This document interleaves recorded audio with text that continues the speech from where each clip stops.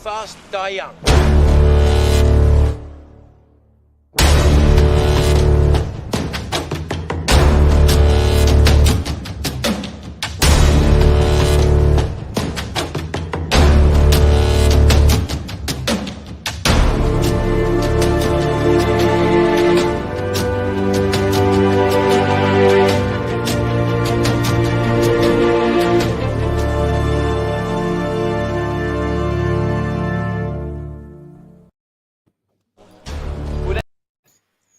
Hello. Hello. Hello. Hello. The first of probably many almost mistakes there. Welcome to the first of the industry interviews with us, the Outcast Creative. I'm going to introduce two other members of the Outcast Creative. I have Dickon Tolson, co-founder, who's just going to let me keep talking. Okay, fine. And Suzette Pluck, who runs Outcasts in Birmingham. Hello, everybody. And I'd also like to thank our special guest co-hosts who are with us here this evening. Mauler, the long man. Hello. And none other than the Critical Drinker himself. All right. I'd just like to thank them both very much for coming in and supporting our channel this way and doing this special interview with us with our good friend and collaborator, Jason Flemyng. For those people watching that want to know a bit more about our channel, you can check out some of the work that we've done. But basically, we're a loose collective of actors, writers and directors. Most of us work in the industry or have worked in the industry, quite a few playwrights and things like that. And in lockdown, we did loads of stuff online just to keep everyone upbeat and stop them from getting depressed. And we've got about 100 members based all over the world. And we're about to hear from one of them in Australia. But before I do that, Dick and Suzette, anything to add? Just as an absolute pleasure to be on here with Mauler and the Critical Drinker, because obviously men of great discernment, and I'm really looking forward to the questions they have for Jason Flemyng, because they'll know his work and they'll have some insightful questions to ask to get the most out of him. So I'm really looking forward to this. Suze? Yes, I'm looking forward to it too. I haven't got much to say. I mostly have something to say, but 5 men talking, I'll just sit here quietly. No, you won't. No. No, I'm really looking forward to hearing what Jason has to say about his career, in his long career in the acting industry. Still going strong. Cool. Okay, all right. So before we bring our guest Jason Flemyng in, we just have we're all I guess you'd call us indie creatives, because we are people who don't wait for jobs to come to us. We go out and we're constantly proactive. We're always trying to make films, write scripts, get funding, which is really hard and horrible. And when we can't get funding, the Outcasts are constantly proactive. That's what we do. We do productions together, like Kent State, which is on the wall behind me. Borderlands was our first play in 2019. Hopefully there'll be a couple more this year. So we've actually got, because we went online, we've got members from all over the world that have supported, we've supported and they've supported us, and we've read their scripts and done all kinds of things. And this is a message from one of them for the Drinker. Here we go. Hey Drinker, I'm Matthew Holmes. I'm an Australian filmmaker and writer, and good friend with Lance and the Outcast creative team. And look, I just wanted to say that I'm a huge fan of your channel. I've been watching it for quite a long time now. You are one of the only YouTubers that as soon as any video you put up, I've got to stop what I'm doing and have a look. I know my co-writer Gregory Moss is also a huge fan. We love what we love what you do. And we've really got to agree with everything you say. And my hope is that film industry folks, especially those in Hollywood, listen and take notice of what you're saying and just start trying to fix their scripts. I know you're a writer, so I'm sure you get as frustrated as I am about the state of scripts these days. But yeah, look, I'm a director myself. I've made a few feature films. One of them is this one here behind me, The Legend of Ben Hall. And I don't know if you've had a chance to see it, but yeah, would love your opinion on it. And I'm making a new one at the moment called The Cost. It's currently in the edit. A little low-budget indie thriller. So, look, I hope you get to see these films one day. And yeah, certainly look forward to maybe meeting you in person. But for now, big shout out and keep up the good work, man. You're doing a great job. Love your work. That was awesome, man. Nice. Thank you for that.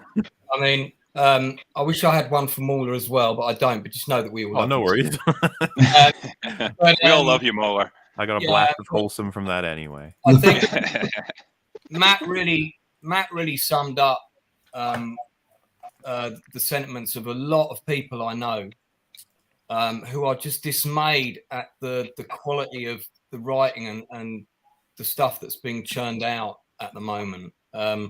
Matt really summed it up there, and I don't want to talk about that too much tonight, but I just think it's difficult for those of us that are in the industry to have a voice and voice those concerns, because then we immediately get tarnished, and you know that affects our ability to work. You're working outside of that realm, and one of the things I really like about you, I mean, like for example, The Beast of War. That's one of my favourite films, man. Oh, yeah. I didn't think anybody else had seen that. I saw that at the cinema in America in 1988 when I saw Die Hard before everybody else 7 times.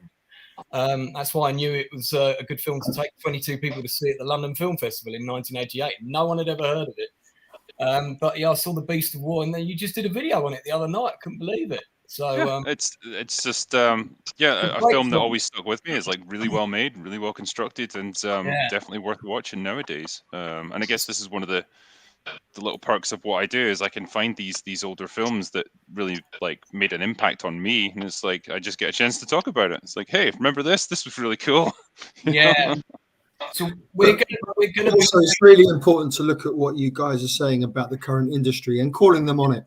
It's exactly what we need. You give good analysis of character, plot arcs, and you know you can tell that you're educated. You work in the industry as well, and you know Critical Drinkers, Ryan Drake series. You know it's good to have experience and be able to talk about it from an intelligent perspective. And but you also say good stuff about stuff. You're not just slating everything. You know what I mean? So it's finding those jewels, it's complimenting those, but it's also calling people up on that was shoddy, that was the script editor's version, you know, that was a producer's production. So I really appreciate that, and I think we can see that Stanislavski was right when he said never underestimate the intelligence of the audience, because people like you exist. No, thank you, man. Yeah, thanks. I think for both me and Mauler, you know, we would like nothing better than to just go to the cinema and be blown away by every film that we see, and just be, you know, moved and excited and everything. It just doesn't always happen, sadly. But we know that movies at their best, or TV shows, whatever it might be, like all these different ways that we tell stories, they've got the power to move people to tears, or to make them laugh, or to get them excited and thrilled or scared or whatever.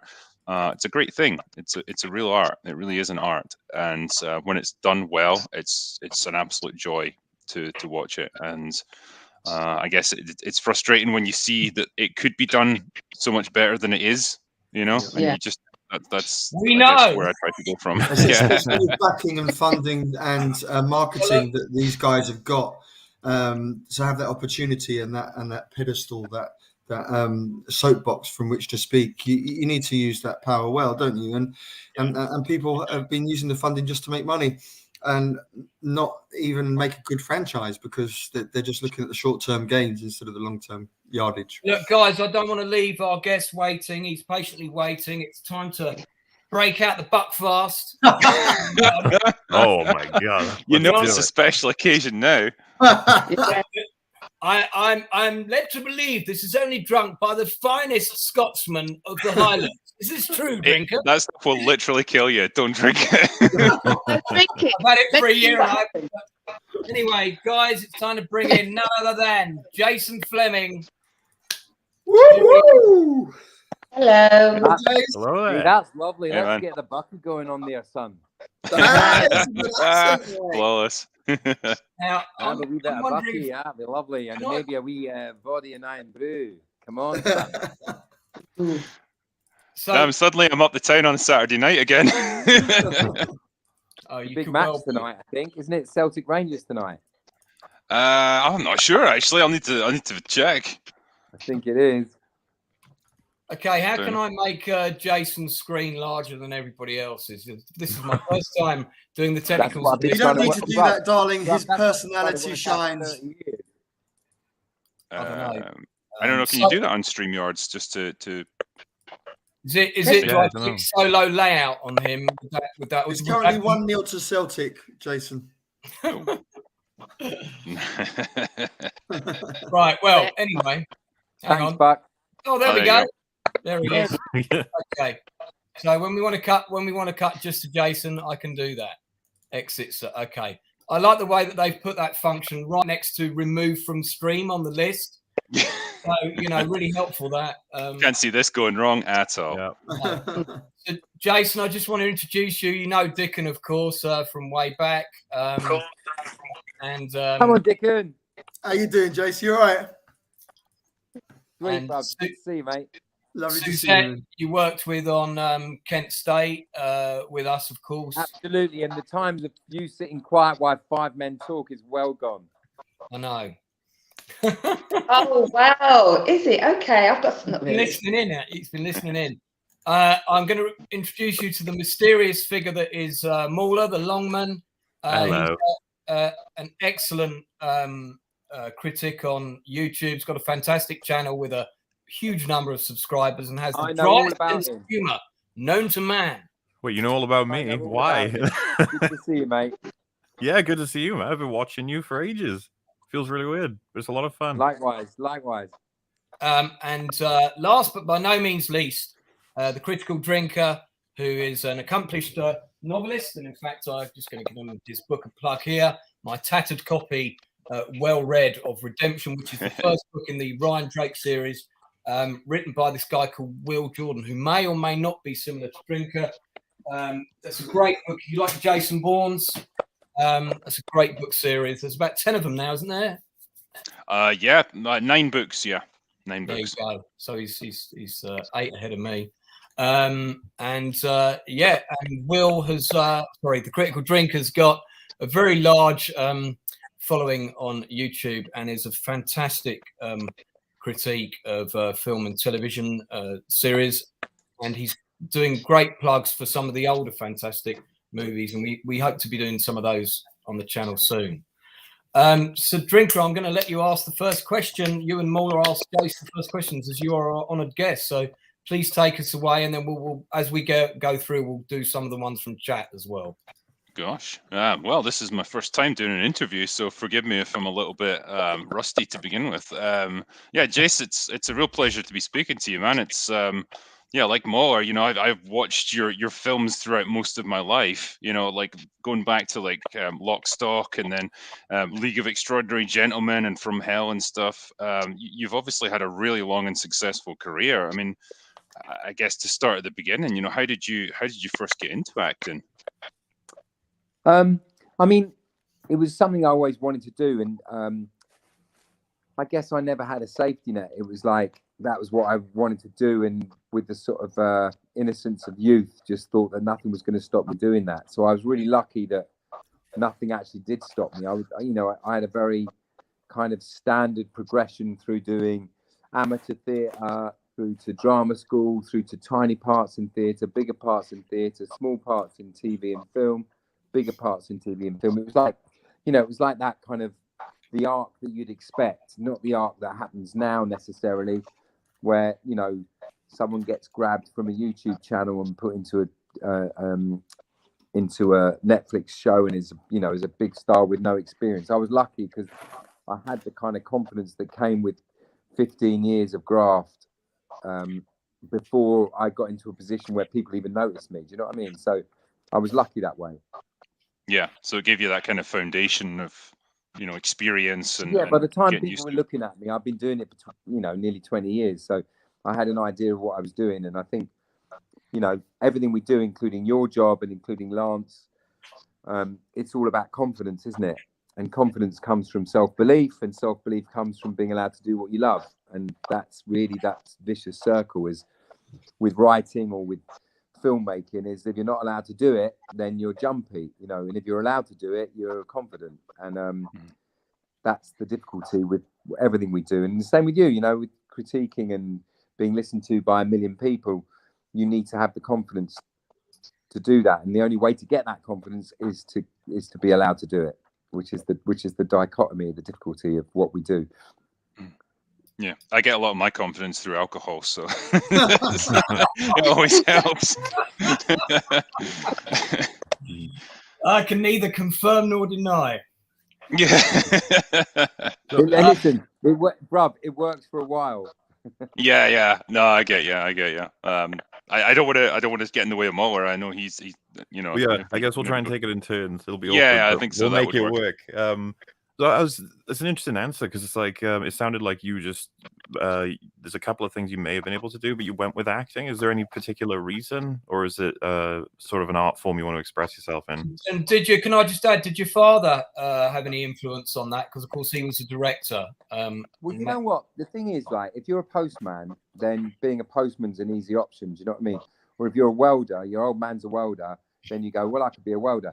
So if you're lucky enough, my old man was a director and my mum was a dancer. I lived in London. There's a theatre on every corner, or a pub theatre on every corner. So it didn't seem like such a stretch to want to be an actor. You know, if you come from a mining village in Huddersfield, like if you come from Huddersfield, it's a different thing. You know, it's not so prevalent in your life. But where I lived and was brought up, there were, you know, I saw actors on the streets, and you know, and you got up to, you know, I was thinking about this the other day when I went into the West End. There's a whole road of theatres. Now, I know they've got that in New York and they've got that in London, but I don't know many cities that have that, you know, where there's like theatre after theatre after theatre after theatre, like, you know, Chinese restaurants in Chinatown. There are theatres in London that just keep going. And so it never seemed like such an odd thing. It never seemed so alien.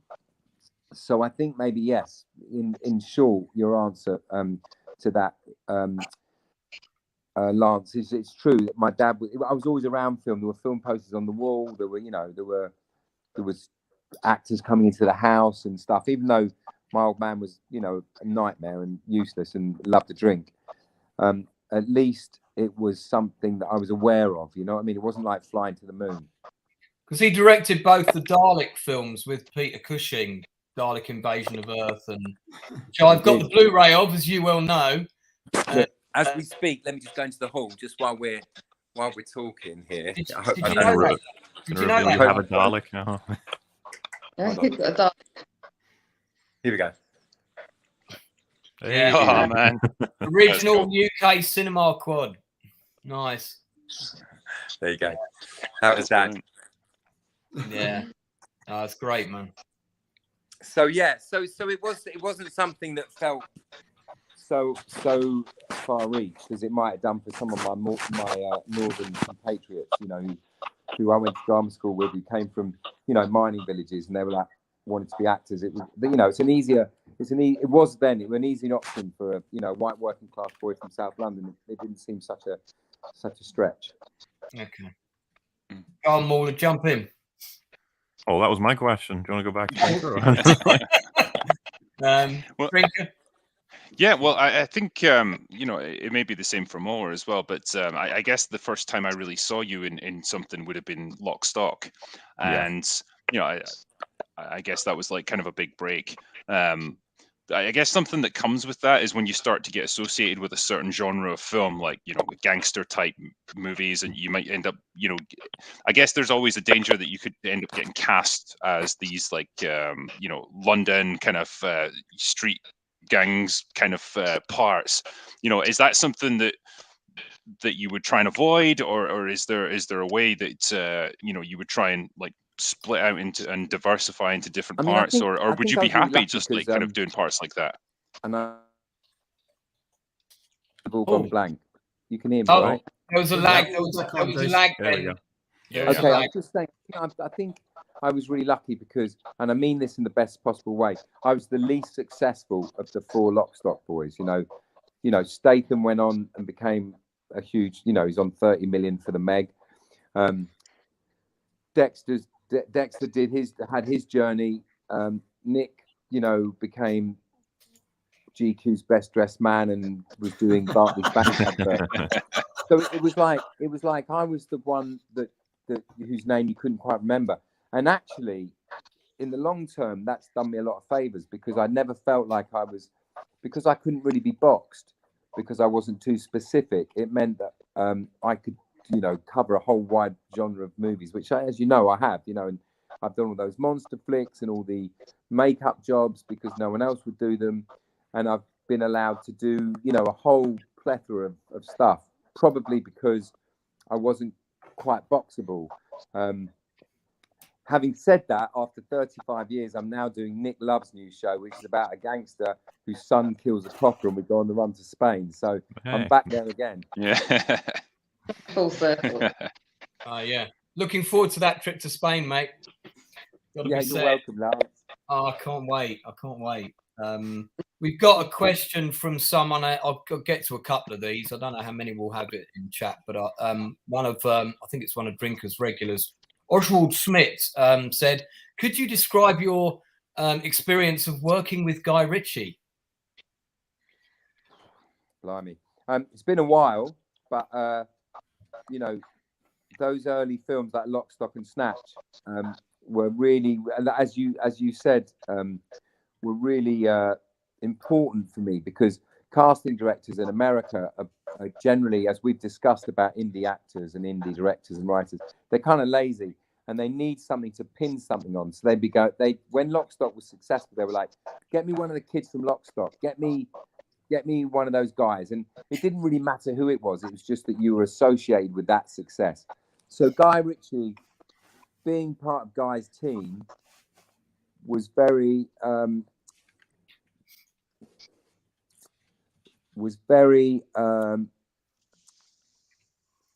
what's the word? It felt great. You know, you were part of something that was successful. And for once, you know, after struggling for so long as we've all done, to be part of something that's successful, that people yearn for, that people want part of, and you were right in the center of that was a very soporific feeling. That's the word. So, and I am constantly grateful for that because it is the root of my, you know, whatever my success is, that's where it comes from. So Guy Ritchie is a hugely talented, brilliant writer.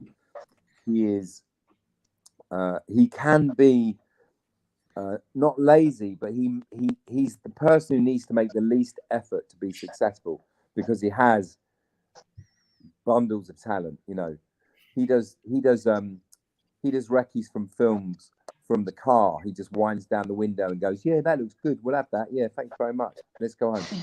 I mean, he doesn't, you know, he has 2-hour lunches where everyone wrestles because that's what he wants to do, and he's confident enough to do that. He doesn't need to put as much graft in as a lot of people do because he's massively talented. So that's really the truth. Okay, and fantastic. You guys got another one?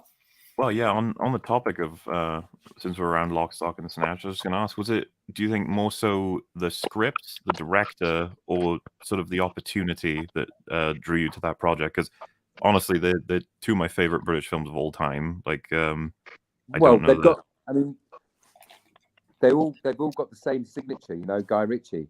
You know, yeah, Guy wrote them, Guy directed them, Guy produced them, Guy cast them. You know, he is fundamentally a hugely talented bloke, and he's a very alpha male. You know, whatever he puts his mind to, he decides will be successful. And there's not much he's not proved that by. You know, I mean, there's a few little. Listen, man. I mean, if you as a film director, if you've made 5 great movies, then you've done fantastically well. You know, it's not an exact science.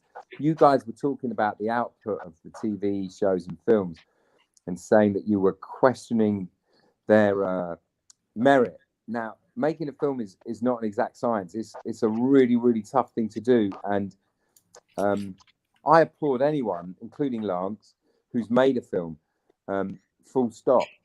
To make a great film, or even a good film, or even a mediocre film, is another thing altogether. It's really, really, really tough. There's so much, as you know, going against you that, and there's such a sort of a alchemy to it. You know, there's not, you put all the things together, you think you're going to get there, and it doesn't work out. It's just, there's something mystical about great filmmaking. It's really, really tough. So Guy's made 5 great films, so, you know, hats off. Yeah. I think there's definitely, I guess, an element of that for us, where it's easy for us to sit here and critique films, not knowing the work that has to go on in order to make them happen in the first place.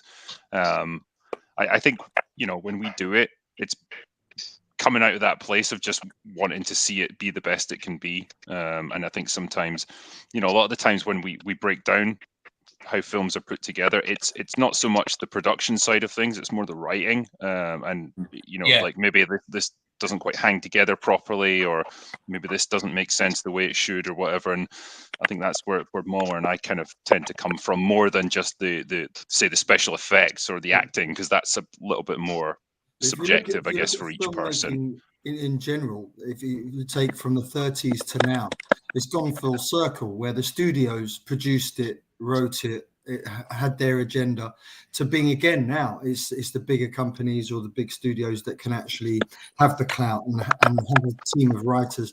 So when they do not step up to the plate, you think you've got all the resources. Why can't you just do this? So we understand Critical Drinker, why it's easy to slate stuff, because we're talking about big studios these days. And I think the film industry has sort of gone full circle in this respect, no? I think so. And sorry, on you. I was going to say, I mean, the other factor worth mentioning to our guests, and I'm sure they're partially aware of it, but maybe not to the full extent that it goes on, is how much interference there is from, look, here's a fantastic script, to what ends up on the screen. You know, producers come in and make changes. We get actors rewriting lines on set all the time. And as a writer-director, I'm really unsure how I feel about that. I love the fact that it's an organic, collaborative process. At no point does the writer come on the set and tell the actor how they should be acting. Dickon, come on, bruv, you need to answer Lance on that. So I'm what, the journey? No, I'm not talking about the journey. I'm just saying, so, you know, really, if a script is good, and that's why the funding, every film starts with a script, and if the script is good and the funding comes in, you generally the actor should respect the words that are written. Respect the text. However, but that's why we don't like. That's why we don't let the writer on the set, man. Comment. Well, I mean, Jason's always cutting my lines, but he's always got a reason for doing it, and actually, that's one of the reasons I like working with him. Plus, he owns copyright to all my work anyway, so he can do what he wants with it, really. But when you're on set, and they go, and you look at the monitor, and they go, "Oh, the writer's here today." You're like, "Oh, listen." Much as we love the story, man, we do. And listen, and it is trivialized, and you're right. And when a writer's good, you know, like, listen, back to Guy Ritchie, all right? Guy Ritchie, if you say, well, there's 2 great writers that I've written for, Alan Bennett and Guy Ritchie, you know, and with Alan Bennett, if you go or R in his line, he goes, "I didn't write it like that, so why are you putting an there or an R there?"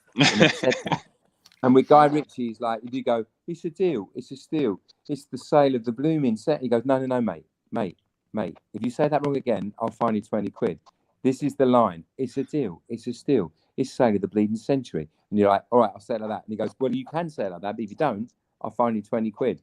And that's the truth. It's like they have the right to put their foot down because their writing is remarkable. Do you know what I mean? I was on set on Saturday night and I had 2 lines, right? And one of them was, "Come out here and fight us like a fucking man." And the other line was, "I told ya, you pay me by Friday or else." Now, those 2 lines are not Shakespeare. Do you know what I mean? So what I do with those two lines, I kind of feel is up to me. But when it's Guy Ritchie or Lance or Alan Bennett or someone that you respect, then you respect what they've written. Oh, bless you, mate. Thanks for that. I think, yeah, particularly with the Guy Ritchie dialogue and stuff, like it's just such a pleasure to listen to. You know, he's like the British version of a Quentin Tarantino. He could just have a scene of two guys sitting at a table talking to each other, but like the dialogue is so spot on. It's funny, it's witty, it's sharp, it's to the point. It's just so well put together. That's what I love about movies like Snatch and Lock, Stock. You know, you're not going to improve that dialogue. But if your line is, you know, come out here and face me like a fucking man, then you might be able to improve that, you know, because it is what it is. So it all depends on the writer. And by the way, I'm not trivializing Nick Love's writing. His storytelling is amazing, and the speed that, you know, and the pace of his storytelling is amazing. But he's the first to admit, you know, that if you want to change it a little bit to make it fit your mouth better, you're welcome, because that's not the way he writes. He doesn't spend the hours that Guy or Lance or some of the other great writers do on dialogue. Mm-hmm. Lance has given us flexibility on some of our Zoom performances, where when he hears it out loud and he can hear maybe if someone's slightly tripping, he'll give them more rehearsals than during the performance. Yeah, I mean, I'm lucky in the sense that I get to hear, I get a script written and I get to hear it read out loud by 20 fantastic actors within an hour of me finishing the last line. I was so tempted, by the way, to do a screenplay of Will's first book as a prezi for him. That'd be awesome. Well, I think you said you're writing it, aren't you? On one of your didn't you say you're writing it and you've put a caveat in with your agent that Jason must have a supporting role in the? I said that, yeah. It's like, get me Jason Flemyng. Yeah. Ryan Drake's dad and that sort of thing. He's the only person you can definitely get. Not true, but mate, I've got a list of people I write a role for whenever I'm writing a script, and you're number one on that list. And Dickon's number 8, I think. So, you know, and you're number one on that list for a reason, and it's not just because I've got your phone number. I just going to sound like fake praise, but I personally think that Jason is massively underrated and should be doing Dickon's massively underrated. roles. Dickon and Jason. But anyway, I mean, I wrote. By the time he gets down to number 8, he's trying to make money in porno. That's all he's going to use me for. I'm not on that list. Drinker, the movie that we did in Greece together, which is The Journey, I wrote this script especially for Jason in the lead part, and I copyrighted it to him, and I sent it to him as a birthday present, printed up in a bound book, which he's probably still got somewhere. And then 6 weeks before we were about to go to Greece to film with all the flights booked, he just had his twins, and he got a job with Antonio Banderas. They paid about 250 grand. It's like, Lance, it's going right through the middle of your shoot. What can I do? And I said, well, you've just got 2 kids. You've got to take the job. But we worked it out, and I put him in a different role, the role that Donald Logue was originally supposed to play, who then got cast in Ripper Street and also couldn't do it. So we got him in the film in the end. You were such a sport, Jason, because I know for a fact that you would have gone back there. I think you were filming like Northern Europe or something, and you came over and it one colour, and then you went back another colour. I did. Because in Greece it was obviously slightly different temperature, and I think you must have got in trouble, and they must have found out that you'd gone off for the weekend. So you were a really good game. And not only that, but I specifically remember as well one night, and I think the last night you were there. I went up late for the meal. We went out for a lovely meal, blah, blah, blah. And we've gone to pay at the end. And, of course, Jason's already stumped up the bill. So you were a proper game on that. I really appreciate you. That was for the whole cast and crew. We were in a restaurant. I go to pay for the bill, and Jason's already paid it. Bruv, we were in Northern Greece. It was about £2 a head. Yeah. I mean... I just goes to show the kind of guy that he is, and again, in the same way that Mauler and Drinker, who are supporting our channel, which is in its infancy clearly tonight, and they didn't have to do that. You are cut from the same cloth, all three of you, because Jason does the same. This man has supported more independent films than any actor I know at that level. And he doesn't have to do that. He doesn't have to do these jobs. They're not big paying jobs. And he has got a young family to support. And he hasn't relocated and buggered off to LA and is living in America. He's stayed in the UK and he does a lot to support the British industry. But listen, guys, Lance, not to stop you blowing smoke up my ass, which I love. No, but you know, it's got to be said. It's all karma, right? It's like what you put out there comes back. Okay, so it's not like a selfless act. You know, when I first started, people supported me, and that's the thing. It's like, you know, look at what happened last year with there's this little company called Romantics, and they've I did a show with Stevie Graham, and he then I'm just trying to get my camera. There you go. He decided he was going to produce this little thing called Boiling Point, and Romantics were like, "Will you do us this big favor, Jay? You know, will you come and help us out on this film?" And I was like, "Yeah, okay." And they said, "You know, we've got 20 quid to pay you." And I said, "Don't worry about the dough. Just give me a percentage, and we'll crack on." But it was a favor. And now look at what's happened with Boiling Point, and now it looks like I've made some really wise choices. And you never know. You know, it's not like I just said. It's not an exact science. And suddenly you're attached to stuff like Boiling Point and this new film which comes out on Friday called A Dangerous Man, you know, with Craig Fairbrass. It's a violent man. And you're attached to stuff that make you look like you're making really brave choices and really being wise about it. But the fact is you're not. You're just doing what's in front of you, and you're just trying to help people out. And then sometimes that turns out well. Sometimes it doesn't. But you know, that's the game. How old are your twins now, if you don't mind me asking, Jason? Say again? How old are your twins now, if you don't mind me asking? 10. Oh. Yeah, they're great. Mine are 12. Congratulations, man. Yeah. Sorry, Green, jump in. Yeah. Sorry, I was actually going to ask you about Boiling Point because I was just watching the trailer for that earlier. I haven't seen it yet, but I'm interested to watch it and review it. It looks excellent. Like, it looks very real. It looks the acting's very natural.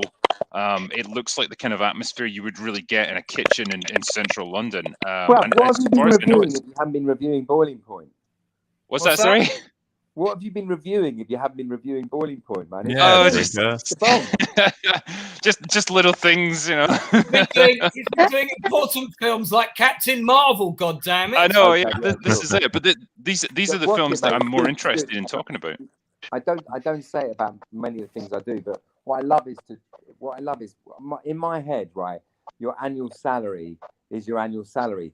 So whatever it is you want to make, if you do a show, or you know, like I'm doing this thing for Nick Love for Sky, and that gives me my annual salary, and then I've got the freedom to do a load of other stuff which I want to do, because it doesn't matter about the fiscal reimbursement of those projects, because you're just trying to make X amount a year in order to pay for your life.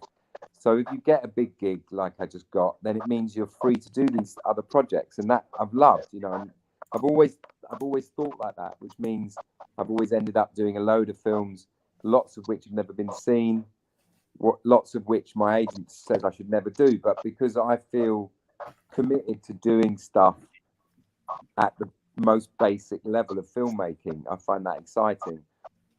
That's worked really well, and that's what Boiling Point was. You know, it was a little movie that we were going to do, and obviously Stevie Graham's involvement is a kind of a badge of honor, and it makes you think, well, this could have a chance because Stevie's in it and he's got great taste.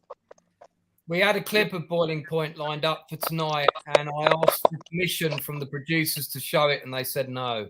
Everyone who's watching has seen Boiling Point except your reviewers. Except the reviewers. Sorry, I did. Like I say, it's. I saw the trailer. I was really intrigued by it. It's one continuous take throughout the film as well, like that. There's no cheats on this one. It's not a 1917 where you get the wife of the tree and they do a clever edit. It's really good. It's really good. But my point being is with that film is that it's at the kind of the base level of filmmaking. You know, it's 200 grand. It's a little movie, and it got nominated for 13 BAFTAs and 5 BAFTAs. And the point is that, you know, as an actor, you need to be involved with those projects with the hope that they'll blow up. You know, that's what Dickon and me and Lance and whoever else is, you know, working in acting. That's what we do, and that's what you dream of. You know, because it honestly sounds it's a set of keys into other things. You know, that's the point. Absolutely. It honestly sounds like you've got the perfect balance there, where you've got the opportunity to do, you know, the big budget things which are going to pay the bills ultimately, but then you have your choice of doing these like smaller, more inventive, more creative movies that you can support and take part in, and it, you know, you've got that great balance between commercial success and creative freedom. I'm lucky, and that comes from the fact that, you know, without being self-effacing, that I'm not recognised as an actor who brings money to a project. You know, so those projects don't live or die by my involvement. You know, they may be assisted by the fact I'm in it, or, you know, they may get a tiny bit more press because of that, but they're not. They don't live and die by that. So there's no responsibility on me, because, you know, it's like if you go, you know, Lance and me have spoken about this, but, you know, if we can get Statham for a day, we can raise £10 million and get the film made. And you're like, that's the laziest, most awful way of making a film. But no one's going to get their film made because I'm involved. I'm just another jigsaw piece, you know, and that's where I want to be. We've got another question here from chat. I've got a couple of them, so I'll just get through a couple now. I feel like I'm doing Drinker. I'll get through a few of my super chats now. Only 500 to go. I've got to do another 3 hours on Sunday. And then Mauler had to do a super chat catch up and the super chat catch up from the super chat catch up one time. Yep. It never ends. It's awful making all that money. It must be terrible. It's not a worst problem to have, sure. Yeah. Well, I mean, you know, I love that line from Drinker the other night. Yeah, man, rant about me all you want. I'll be laughing all the way to the bank. Michael Littman, who was our lead actor in Kent State and nearly got the Graham Fletcher Cook Award last year, the award in the name of the honour of our late friend, fantastic, lovely man that he was, still inspires us all. Hello, Mr. Nielsen, etc., and everyone. I'd like to know, and I know the answer to this question, Jason, because you told me about this story. I'd like to know if there's anyone that Jason has ever got starstruck by. He's worked with them on set. And is there a bucket list of actresses, in brackets, obviously not including Suzette and Dickon already on the list, that he'd like to work with? I've already worked with Jason. I know you have. Ever got starstruck by anyone on set? I know one time you did. You told me about it. But I think every time you work with someone who you respect, you get slightly starstruck. You know, from Lenny James to Stevie Graham, all the way up to, you know, De Niro, Sean Connery, you know, Johnny Depp, Mark Wahlberg, all the great, Brad, obviously, all the people I've worked with that I've been lucky enough to work with. But I think you always get starstruck when you admire them. But once the camera's on and you start working together, it's just like two people, whether it's me and Lance or me and Brad, it's the same shit. Once the camera's on and you're doing your work, then as long as you're prepared, it's the same thing. So yeah, all of the greats I'm starstruck by. And what's left would be probably, it's hard, isn't it? It's hard because there's loads of young actors who I think are amazing, but I suppose in the old school traditional way, what's left would be Tom Hanks, maybe. I'd love to work with Tom Hanks. Yeah, Tom Hanks probably. That would be the most obvious. But yeah. We're going to go and arrive on his island on Greece, and I'm going to leave him a copy of the journey there because I sent it to him via his agent and it got sent back to me. So I'm going to send it to his island on Greece instead. Then maybe he'll get it. There was one thing I was going to ask about, Jason. Mauler and I, we recently rewatched League of Extraordinary Gentlemen, and we were really intrigued by that film because I remember watching it back in the day, and you know I kind of had hazy memories of it, and rewatching it again, it feels like a film it's like some weird prototype of like the Avengers or something, where you've got to like gather together a team of superheroes to fight evil. But we were really struck by things like the special effects that they used on you, because you're playing that Jekyll and Hyde character, and I guess it was done really without CGI. It all seemed to be like practical makeup, and did you really have to wear all of that? I called him when he was having the ear attached to his head. He said, "Lance, you won't believe what I look like right now." It was all practical.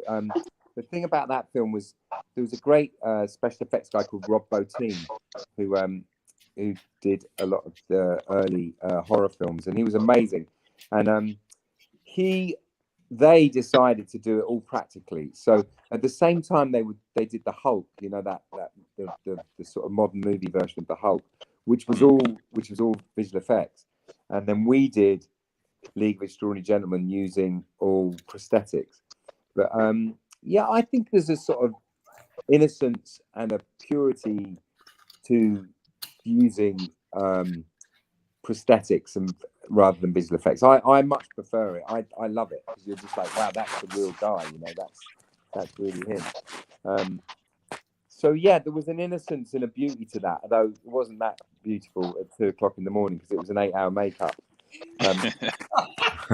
And also it became the thing where every film where they were like, we're going to make this film, but this makeup is horrible. Who can we get to wear it? They're like, I think there's this guy called Jasper Flamage.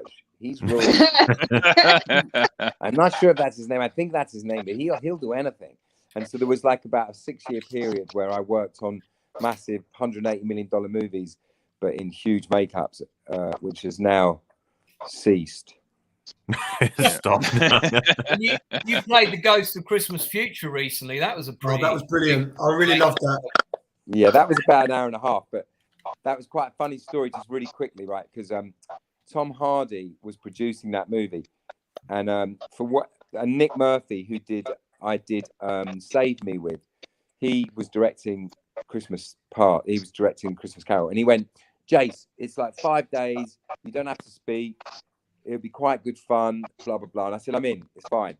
And then about 10 days before production started, he phoned me up and said, Jay, I don't know how to tell you this, but Tom Hardy's knocked you back, doesn't rate you, wants to cast Rutger Hauer. And I was like, okay, bit rude, but if I had the choice between Jason Flemyng and Rutger Hauer, I'd take Rutger Hauer as well. So I was sat. So it was meant to start. So that was it. I fucked it off, and that was it. I lost the job. And then on the Thursday before the Monday they started, I was watching the news, and it went, the real tragedy today is the great actor Rutger Hauer has passed away, and we are deeply saddened. I looked at the phone and went, 1, 2, 3, 4. Ring, ring. I was like, hello. They're like, hi, Jay. Sorry to bother you. I was just wondering. And I was like, yeah, I'll do it. I'll definitely do it. And want more money. Yeah, but I said, yeah, just double the money. And they did. So that was fine. Nice. Yeah. Tom was a little bit cagey on set, but it was all fine in the end. I can't believe you told the uncensored version of that story. I was, yeah. But whatever. It's the truth, damn it. It's the truth. And Tom Hardy's theatre company did 2 plays, and I directed both of those. Let's not get into that though, Lance. No. Okay. So we have another question. You've got 4 minutes before I got to put the kids to bed.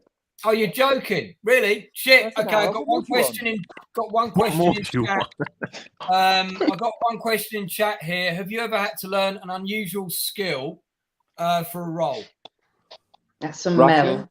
Russian. That's from Melissa Stanton, who's one of the Outcasts creative, actually.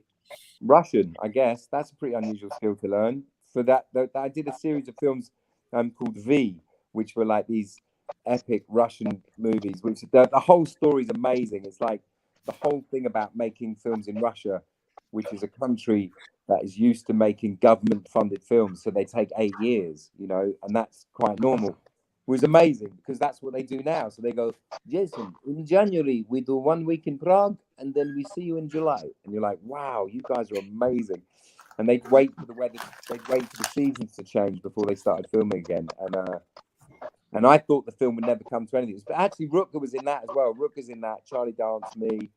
And the second series, we got Schwarzenegger and Jackie Chan. I mean, it's an incredible series of films, but we had to speak Russian. So, yeah, I guess that would be the weirdest thing I've had to do is to learn how to speak. Isn't that the film series where they've got a stunt guy who looks exactly like you? Bless him. And you sort of come in and do the dialogue bit, and then they film everything else around you doing the dialogue. Isn't that right? I mean, mate, it's like only in Uzbekistan would it happen with Flemyng, but basically they do all the close work on me and all the wide work on some much cheaper guy who they can get for 15 rubles a day.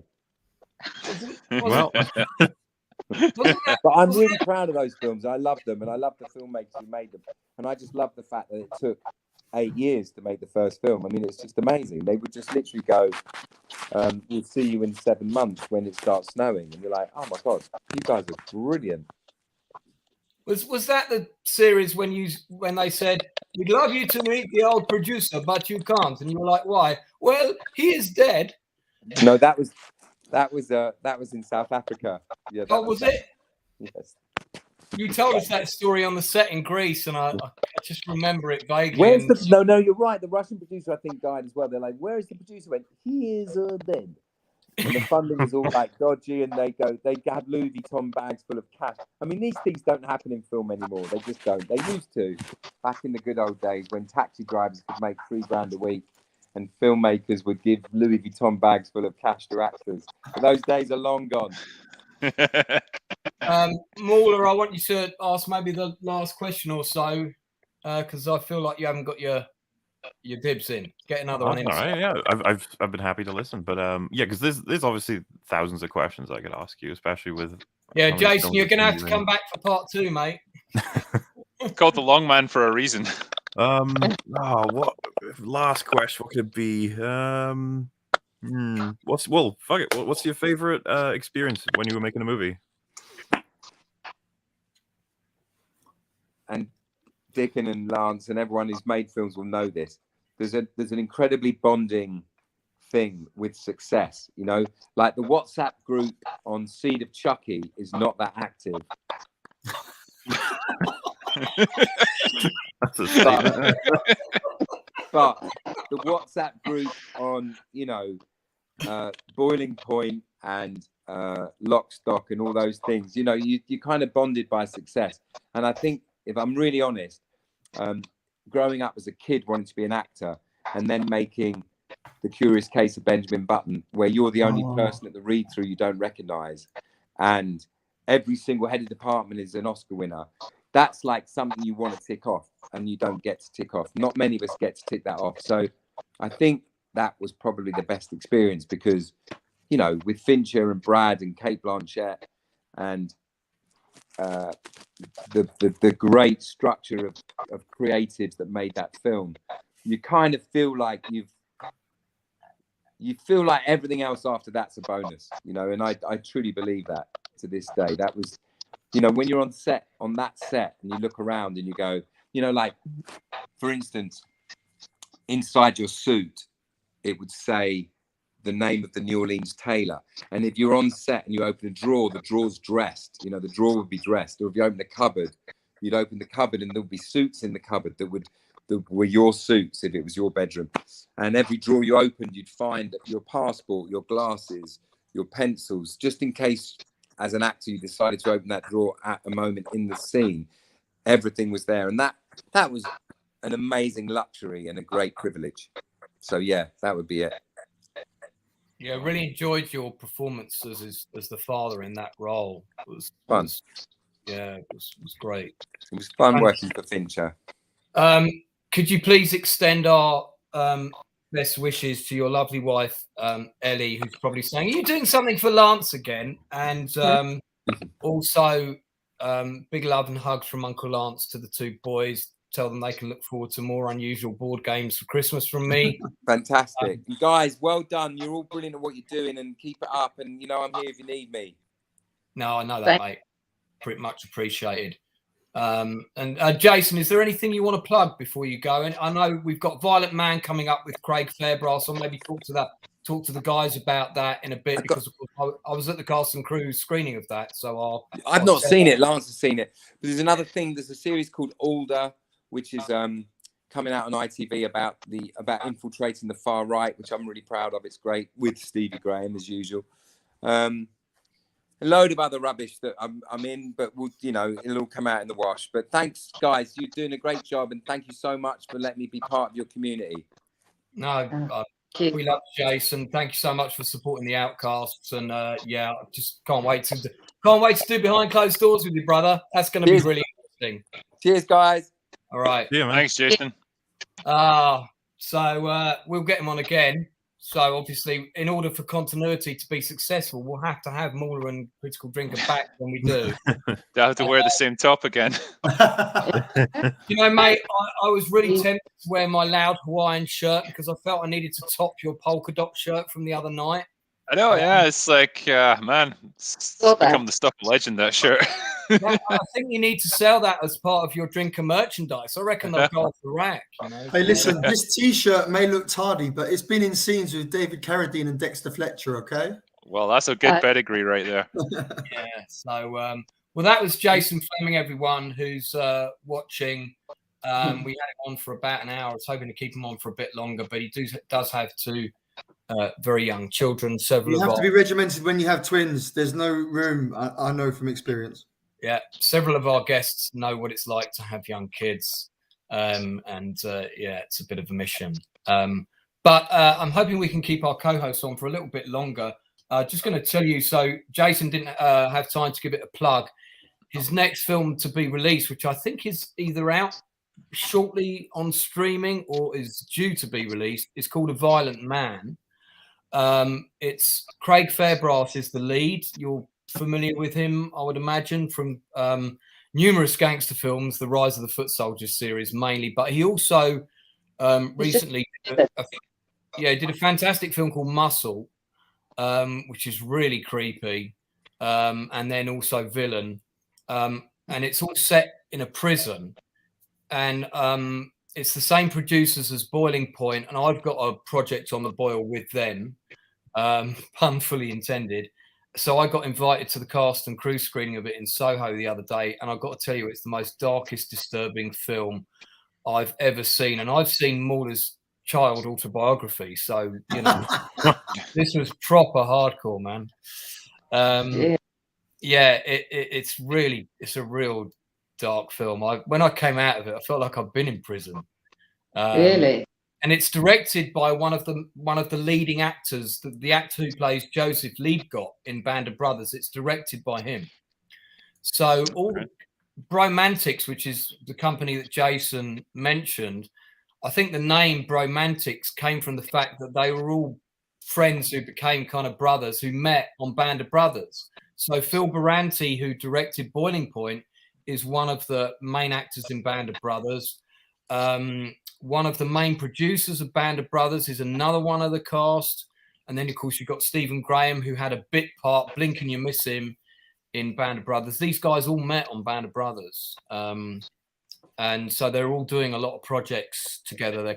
And they're a great bunch of producers, a really nice bunch of people to work with. And I've got a couple of projects with them at the minute, one of which is a World War II thing that I know the drinker will love if we ever get to finally make it. Love me a bit of war.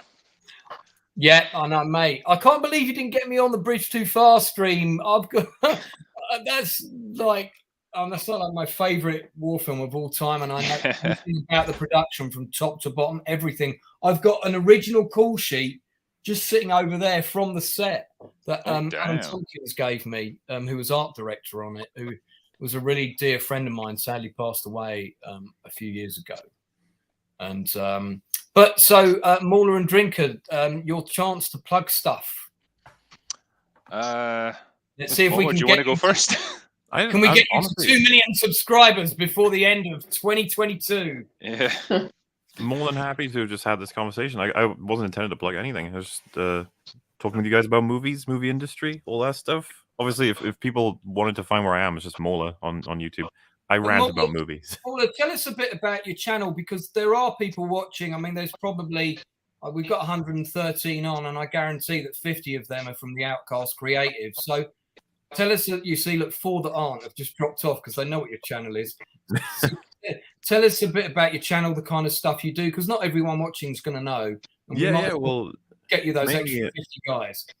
It's all like fueled by, because I was gonna talk about it a bit with Jason as well. It's like the sort of thing that keeps me and Drinker going, I imagine, is how much we got into and love this format, this medium, this art, and we just don't want to see it end up getting destroyed like a lot of different franchises, right? Like, because it all comes from a place of love, and I try to argue that, like, that's what my goal on my channel is, to try and figure out why it is that the other ones were working and these ones aren't. Beyond more so than just, everyone's just making films and it's fine. Try to do it in a fair and balanced way, but you know how it is. Try and add a bit of spice here and there, have a bit of fun. And, absolutely. Yeah, That's and really of course, it's not a Drinker review if Tatiana and cocaine doesn't get it. Well, we all need our crutches to get through life, I know that's Drinker referring to the 28-year-old version of himself as a character, kind of in the same way as the pub landlord sort of thing. But I get it. But yeah, so I mean, what sort of content will people find on your channel, Mauler? What kind of stuff you review? Plenty of Star Wars. See, I still have memories of my dad being like, "We should watch this little set of films called Star Wars," and I was like, "What's that?" And he's like, "You'll like it. You'll like it." And I was like, "All right." So you're not of the generation that saw it at the cinema in the 70s. Oh, I'm sure I'm the youngest one here. I might not sound the youngest, but well, I don't know. It's very difficult to tell from that dry and sarcastic, perfected wit. I'm not sure it gives your age away. Where would you put my age at? I don't know. Okay, now you've told me, I'm going to go 34. I say 37. What? No, I'm 28. 28! Oh, sorry, young man. 28. 28, but with the cinematic brain of a 55-year-old. That's a good skill set. I've said on streams before, so my dad, he maybe he spoiled me, maybe watched too many good movies when I was younger, and all the classes you can think of, except, of course, Wrath of Khan. We'll get that fixed. We'll get that fixed, yeah. We know you're going to see Wrath of Khan very soon, the way it's meant to be seen. Oh, my goodness. Okay, 28. Shit, man, okay. But yeah, well, got me through. Surprised. I thought you were older. The OT, and since then I've been big into Star Wars, and then I still it's crazy because I went to cinema, watched that Last Jedi movie that came out. You guys may have heard of it, and I was like, all right, I'm not exactly happy about this, but I made a video. that's the history of the channel. Now I'm trying to sort of break down lots of different sort of mainstream attempts at filmmaking and storytelling that I think are. I'm starting to notice a lot of patterns of me and Drinker do like. A lot of work together where we're trying to look for where it's gone wrong and how it can get better, I would say. And you're also a fellow insomniac, because I know when I'm working on a script at 4 o'clock in the morning, which is pretty much every night, if I look on YouTube, you're on there somewhere normally doing a live script. Yep, usually, every day. Yeah. Okay. No worries, man. Feel free to check in on me when you can't sleep. I'll probably be up. So Mauler, thanks for that. So guys, if you haven't checked out Mauler's content, please do. We're really grateful for him to come on. He's got about 300,000 and something subscribers, which is probably 298,000 more than we have. We do want you to support his channel and get him up to 500,000 as soon as possible, and then that mil as soon as we can after that. Then we're going to turn to Critical Drinker, who, if he shaves off his beard, actually looks about 10 years younger than Mauler, as we've seen from his writing headshot. That was taken a while ago. Online. If you Google him, you will see that. But yeah, what you got? You got a book. You've got a book coming out, a new one, I think, that you're working on. That's not the Ryan Drake stuff, right? Yeah, that's my my first standalone novel. So that's well, wouldn't you believe it? It's about a global pandemic, or at least people who are trying to cause one. And in my defense, it was written before any of this stuff happened. I promise you that. The Diamonds in the Sky book series is also about that. I mean, it's about UFOs coming to Earth, but it's also got the pandemic storyline, and I wrote that in 2017.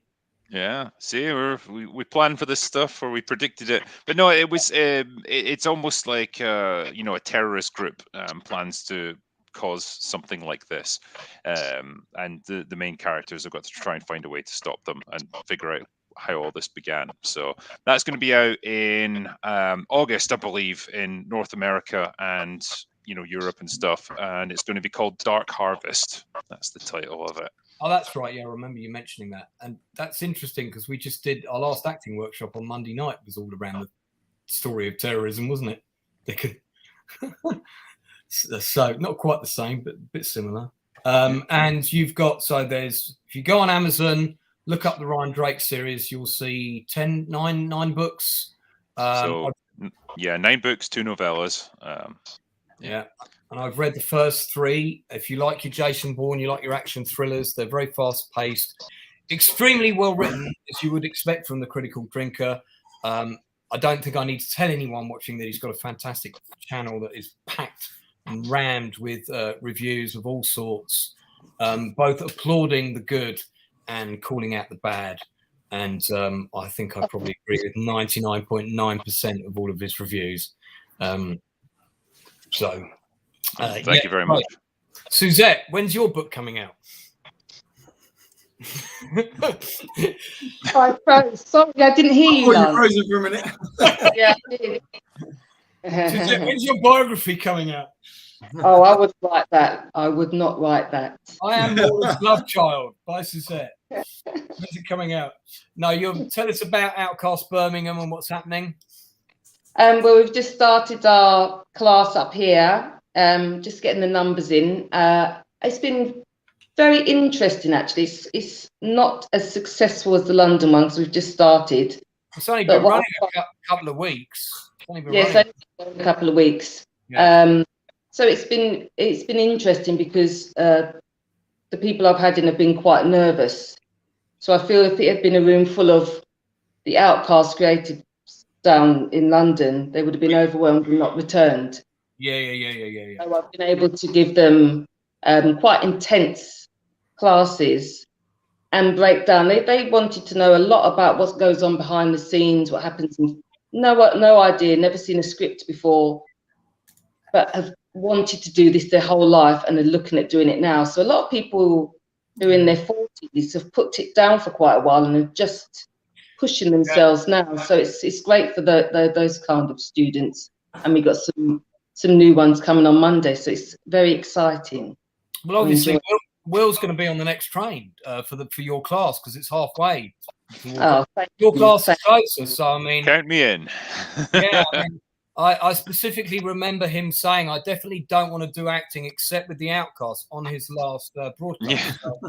Yeah. So, no, mate, you'd be very welcome to come into a workshop. You could just watch if you wanted to, but it's all of our workshops are the same format. They're a drop in, and they're aimed at people who some of the people that come are not actors. They just want to imbue themselves with confidence in terms of public speaking.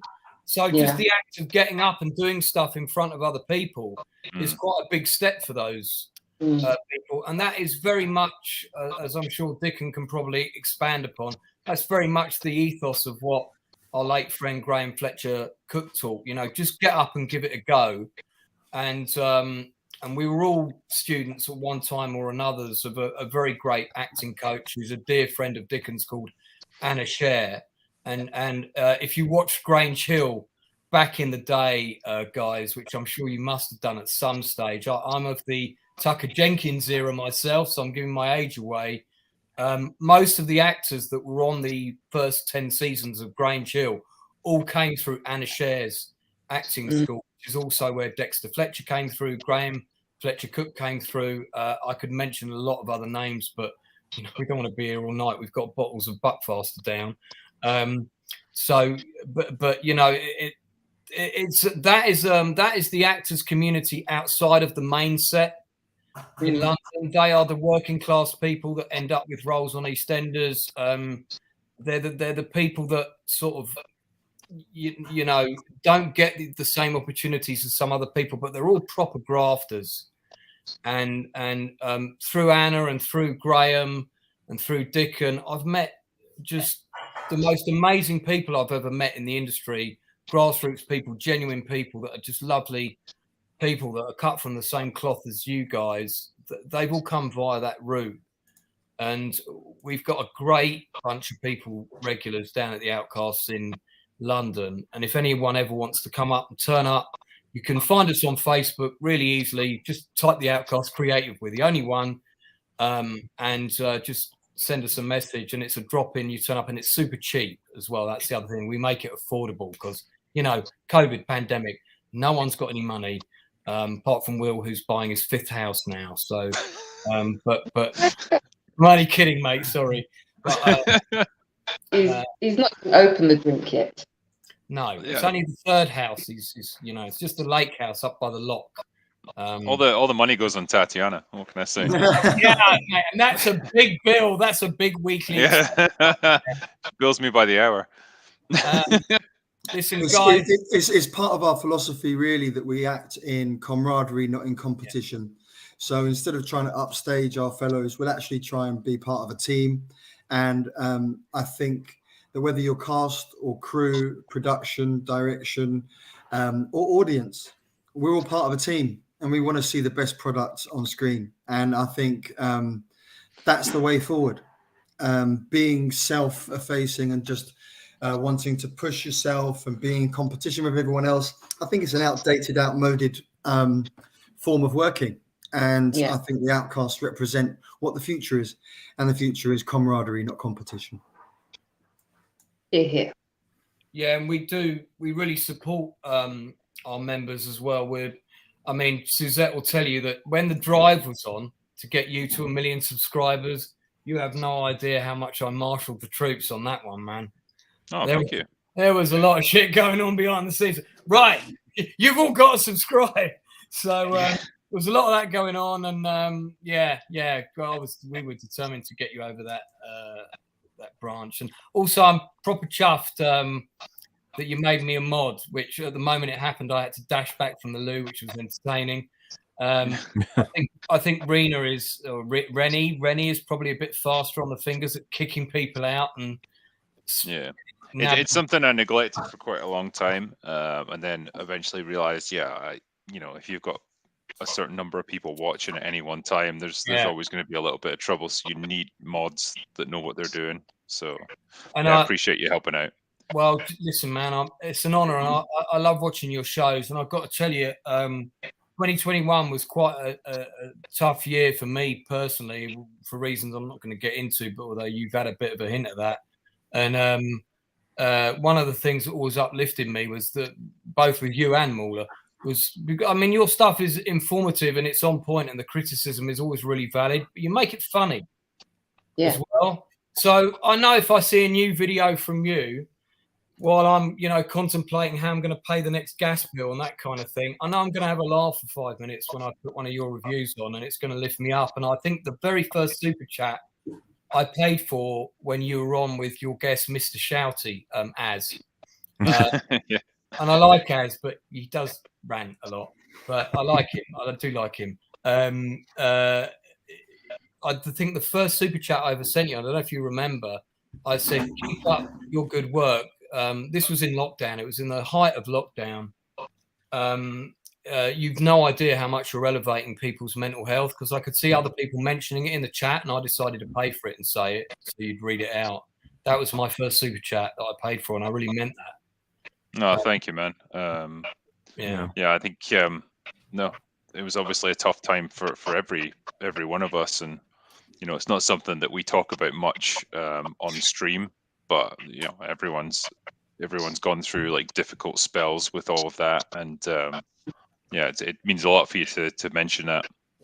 No, and I think you really excelled yourself, and I'm going to let Suzette have the last word on this, as we should, because she hasn't said loads. You really excelled yourself on that last stream you did with your guest. I'm going to have to forgive me, I can't remember the name of the lady, where you talked about women in films and television. And Baggage Claim. Yeah, Baggage Claim she was. And Suzette just watched that stream today, and she left me a message. She said, God, this is so bloody good, because she'd only watched your reviews. She hadn't seen any of like the happy hours and all that. Just watched the reviews.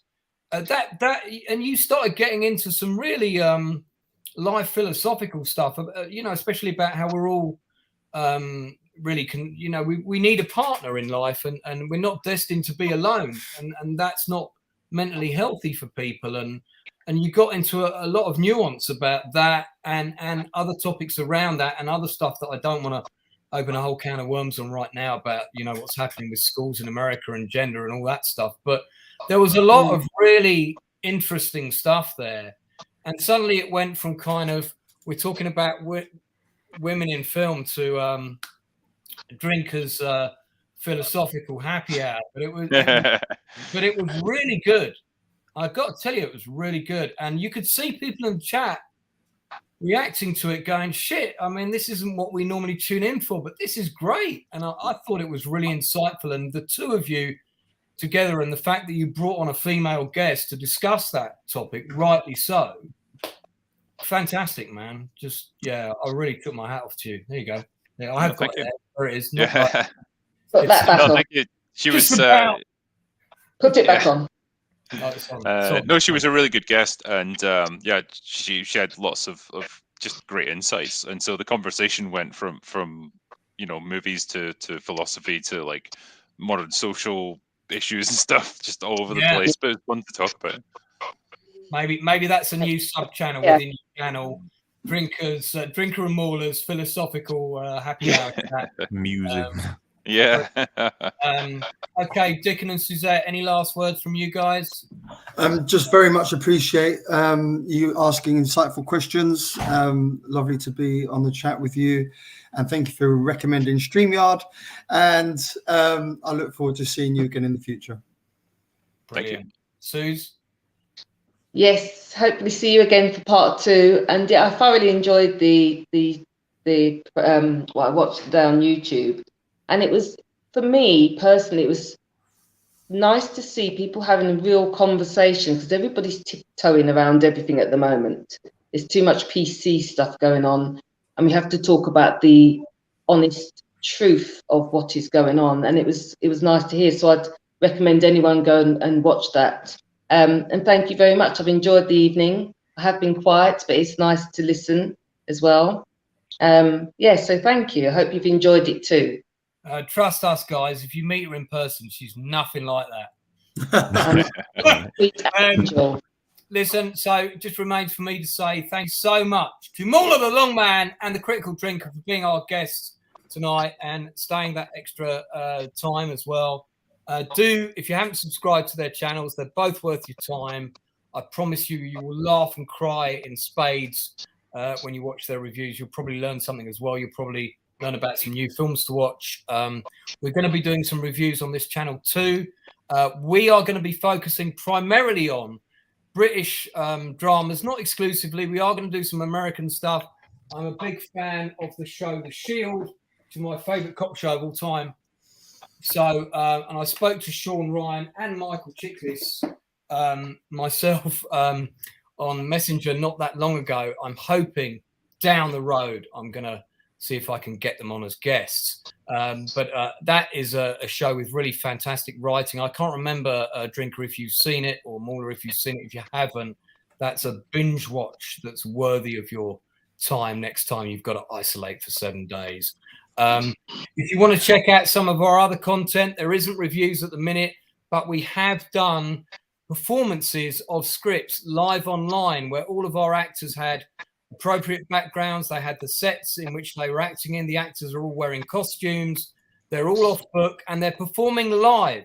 So when you watch those streams, they performed live. So they had no chance to mess up. They had to correct themselves.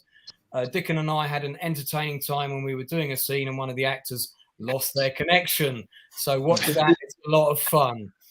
Beautiful. For us to say, those of you that have been watching and have tuned in, thank you so much. Do like and subscribe. All the channels we've mentioned, including our own. And we're going to do more industry interviews. We hope to see you all again for the next one. Fantastic. And don't worry, as the Drinker says, it'll be fine.